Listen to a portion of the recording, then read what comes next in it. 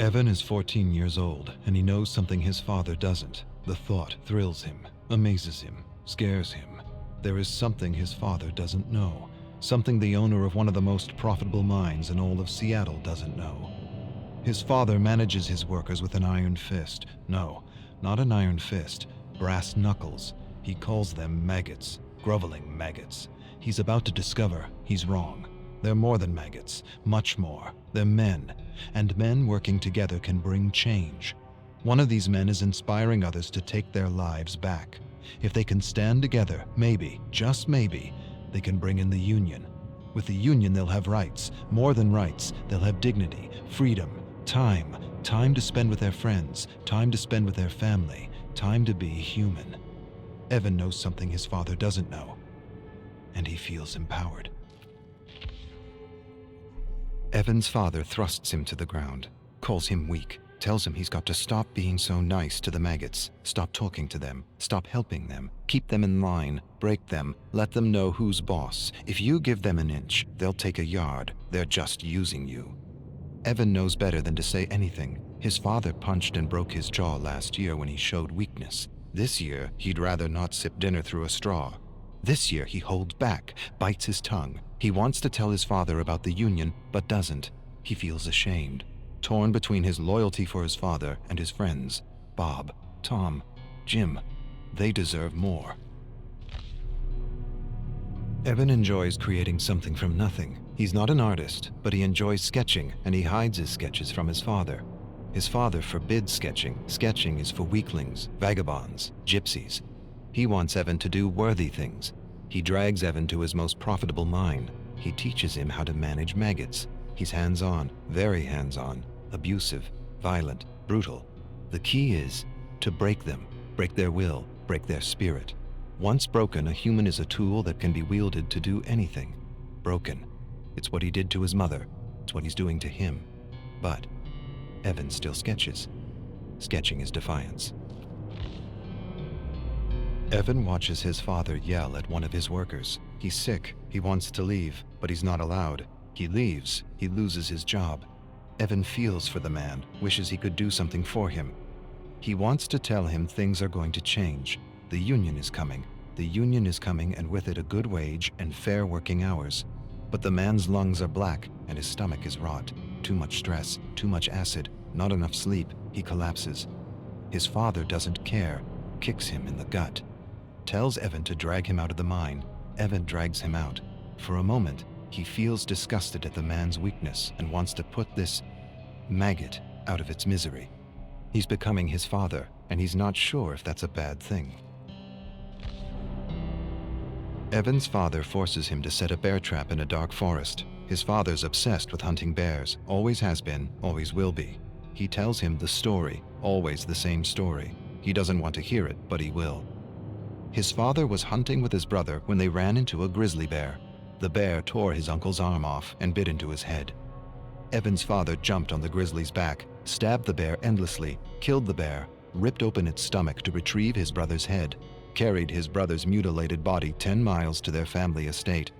This time it's 10 miles, last time it was 5, his father grins. The story is changing with every telling. Sometimes Evan wonders if there even was a bear. Evan's inspired in a way he's never been before.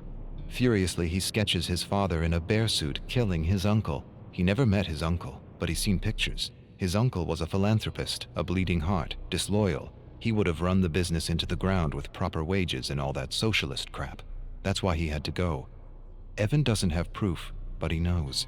Deep down he knows his father murdered his uncle, tied him up, left him for a bear. There was no knife, no fight, no honor. Just a terrible death for a disloyal worm. Evan suspects all this, and yet he doesn't feel disgusted or ashamed. He feels something else, something he's trying not to feel, something he won't admit to himself. Evan looms over his father's bed and watches him sleep. He hates and loves him at the same time. Sometimes he wonders what his life would be like without him. He owes him so much, and yet he's miserable and alone. He raises a massive gray stone and holds it there for a long minute that feels like forever.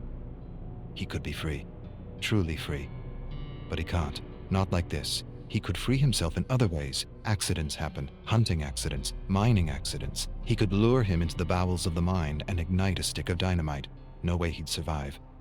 But despite it all, Evan can't do it. His love is bigger than his hate. He owes him too much.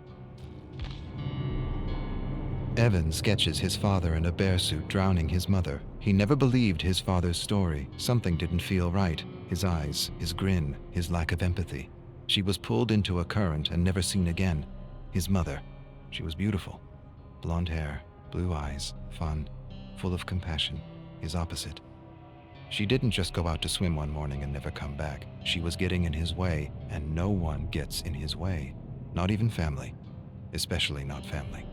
Obedience or death. Evan's tired of obedience. Yes, he's loyal to his father, but he's also loyal to his friends. They talk to him, encourage him, think he's a great artist. He has friends. He's never really had a friend. His father wouldn't allow it. Waste of time. They're using you. Yes, he's loyal to his father, but he's also loyal to his friends. They deserve better. Evan's father stares at him across the dinner table. He knows.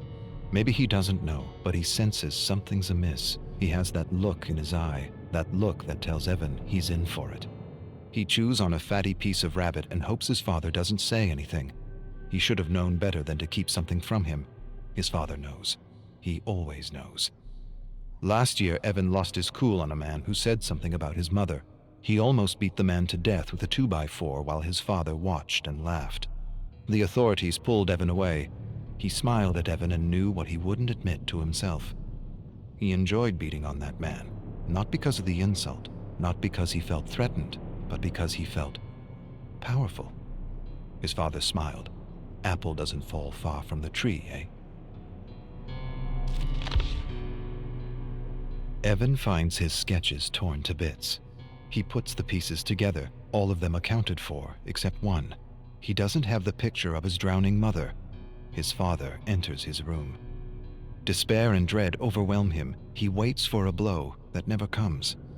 Instead, his father tells him he has instinct, and instinct is everything. He tells him he inherited his instinct from his side of the family, the same instinct that told him Evan was keeping something from him. Don't pretend, I know. A few of your maggot friends sold you out for a few dollars. Evan starts but doesn't say anything. Can't say anything. The words are caught in his throat. He apologizes. His father says nothing, walks away.